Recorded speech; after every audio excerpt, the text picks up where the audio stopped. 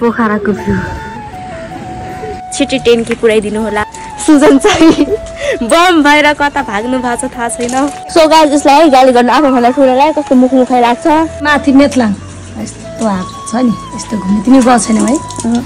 त्यो ठाउँको हो तिमीलाई लग्छु एकचोटि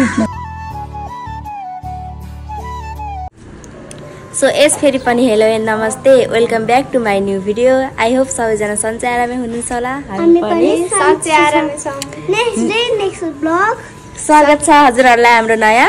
भिडियोमा हामी चाहिँ कता जान लागेको रे प्रतीक अन्डामा गर्न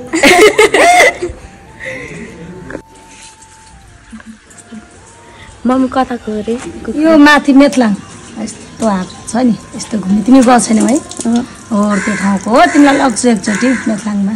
घुम्न जाने तिमी हेलो हजुर के भन्नुभएको आज लोकल कुखुराको झोल खाने हो चिसो लाएर रुगा लाएको हो दुईटैलाई सन्चै होला हेलो हेलो यता हेरेर भन न वेलकम वेलकम सो गाइस हामी चाहिँ जाँदैछौँ टिकटक बनाउन रिल्स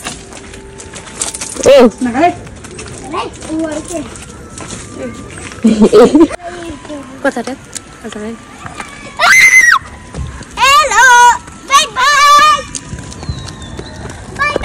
सो गाइस हामी चाहिँ पुग्यौँ अब रेडी भएर टिकटक बनाउनु पर्छ तरुनी नक्कली आफू सो गाइस यसलाई गाली गर्नु आफूभन्दा ठुलोलाई कस्तो मुख मुखाइ लाग्छ यता चाहिँ दिदी सो गाइस पोखराको भ्यू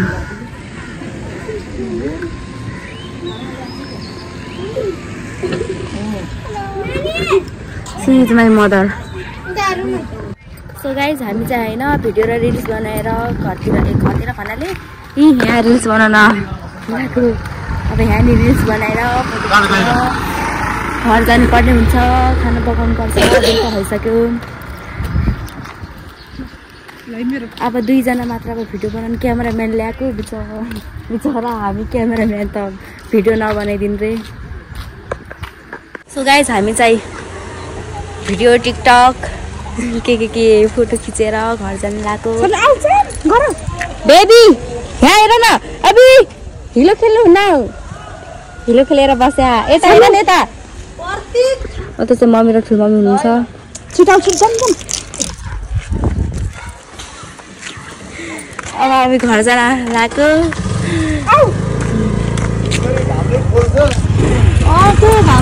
वेलकम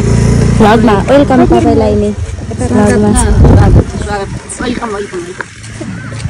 घर जाने घर जाने र यही बसौँ भयो आज जा तिम्रो भाषा पकायो बुहारीको काम भाषा पकायो सरसफाइ गरो अनि के गर्छ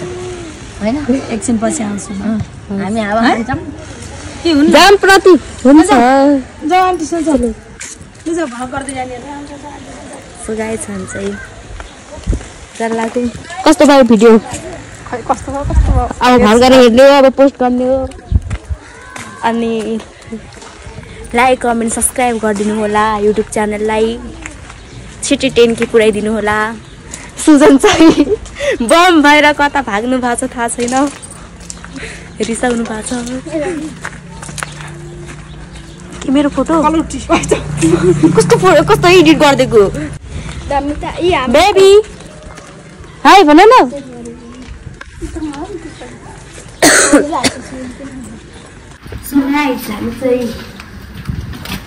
ए आउनु भारै छ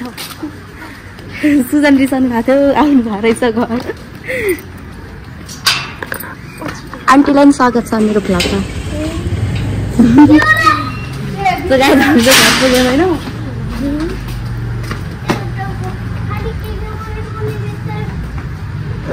एक्सक्युज मी सो गाइज म चाहिँ ड्युटी जान लागिसकेको छु अनि आजको भ्लग पनि सायद सिस्टरले नै गर्छ होला अनि मैले चाहिँ गर्न भ्याउँदिनँ किनकि म अफिस जाने टाइम भइसक्यो अनि जान त अघि नै सुतिरहेको थिएँ म अनि गर्न चाहिँ भ्याउँथेँ तर सुत्नु पनि पऱ्यो नि दिनभरि काम गऱ्यो अनि त्यसपछि फेरि आएर रेस्ट गऱ्यो गर्दाखेरि त यतिले सुत्नु परेर गर्न भएन राति नै 12 बजेतिर बागलुङतिर कुद्नु पर्छ जस्तो लागिरहेको थियो सायद म आज बागलुङतिर जान सक्छु अनि मैले चाहिँ फोन लिएर जाँदिनँ नि त यो सिटीलाई दिइरहेको छ त्यस कारणले सबै उसले गरिरहेको छ कस्तो गर्छ के गर्छ भ्लग एडिट सबै उसैले गरिरहेको छ माया र सपोर्ट दिनु पर्यो अनि लास्टमा एउटा कमेन्ट र लाइक छोडिदिनु होला है अनि पर हेरेर के भन्छ हेरेर बसिरहेछ पढाइ गरिदिन्छु रिसाउँछ मात्र रिसमा त धेरै छ रिसमा त धेरै छ हेर न यहाँ को पारेको अता यस्तो भयो नङ त जनावरले यस्तै को पार्छ ऊ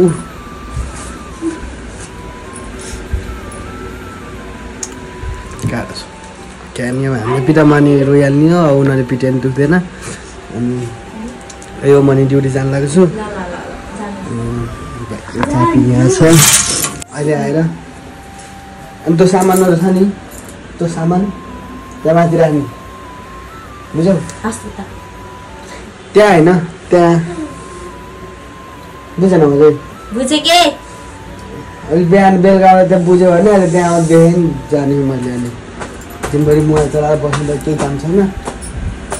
ल सो गाइज म चाहिँ अहिले अफ गर्छु किनकि एकछिनमा भ्लग उसरी गर्छ मम्मी पनि घरमा हुनुहुन्छ सरी ल ल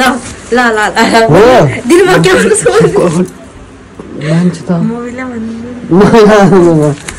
पिटा गर्छ प्लिज म ल ल म जान्छु अब म जान्छु कि साँच्चै मेरो यसले ड्युटी ल ल सो गाइज अनि म चाहिँ ड्युटी जान्छु ढिलो भइसक्यो बाइकमा जानुपर्छ त्यही भएर मैले ब्लग गरेको अहिले खाना पनि खाइसकेँ मैले सब भ्लग उसैले गर्छ अहिले के कसो हुन्छ अब अर्को ब्लगमा सृष्टिले भेट्छ गाइज बेबी पनि रेडी भएर स्कुल गइसक्यो सुजन पनि ड्युटीमा मम्मी चाहिँ बिरामी हुन्छ मम्मी म दिदी मात्र घरमा छौँ सो गाइज स्कुल गएको मान्छेको पारा यता हेर्नु त यता हेर त यता यता प्रतीक टिभीमा पुरै बिजी टिभी हेरिरहेछ रेडी भएर स्कुल गएको अहिले त सुतेर बस्यो निन्द्रा लगाएर नगएको रे अहिले त टिभी हेरेर बस्यो अझ उहाँ चाहिँ स्कुल जानु भएको थियो रे किन स्कुल गएको होइन रेडी भएर अहिले घरमा किन नगएको नि आँसु आएर रे निन्द्रा लगाएर भन न निन्द्रा लगाएर अनि आँसु आएर कसले भने थियो ढिलो सुत्न हिजो रातभरि फ्री फायर खेल्ने तिम्रो पापीहरू यस्तो पापी छन् कि यस्तो साह्रो पापी छन् फेन्टा लुकाउँछन् फ्रिजमा अनि सुन्नु हिजो म खाएको त्यहाँ फ्रिजमा फेन्टा थियो अनि म गएर हेरेँ ओए फेन्टा रहेछ अब फेन्टा भएपछि खानु पर्यो होला अनि सोचेँ अनि त्यसपछि एकछिन बाहिर गएँ आएर फ्रिजमा फेन्टा छैन कहाँ रहेछ उसैले फेरि के भन्छ अरे सुजन म जोखिन्छु यहाँ पनि भन्यो है ल जोखिम भनेर यहाँनिर जोखिनाको त्यो कुनामा लुकाएर राखेको फेन्टा यस्ता पापी भन्छ त्यस्तो ल पापी हो कि नै भन्नु त लुकाएर खाल्ला पापी भन्नु के भन्छ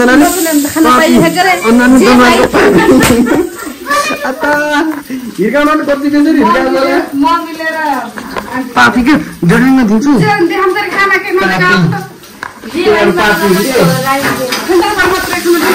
रास्ता बन्दैछ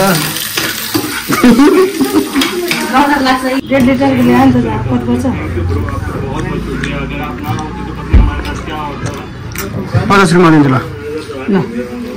अरू कुरा डिल गर्नु सबै यताभित्र बुढी तिमी भाइ मलाई देऊ है लोभी एक नम्बर लोभीको भ्याउसी भ्याउसी ₹50 म दिन्छु ल 50 म दिन्छु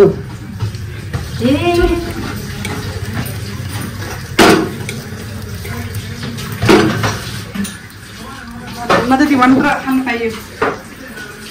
त्यति भने जस्तो खानु पाइयो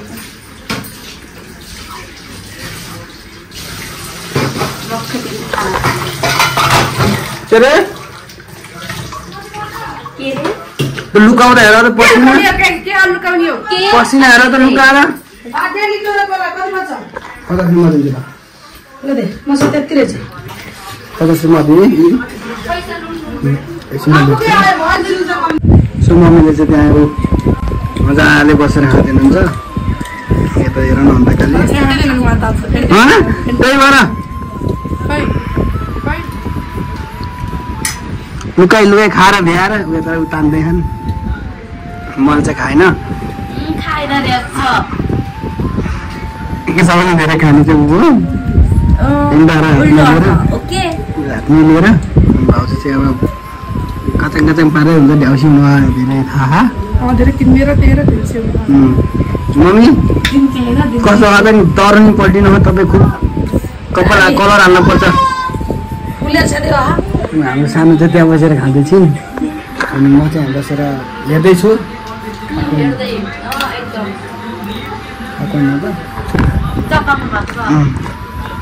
थुप्रै खानु हो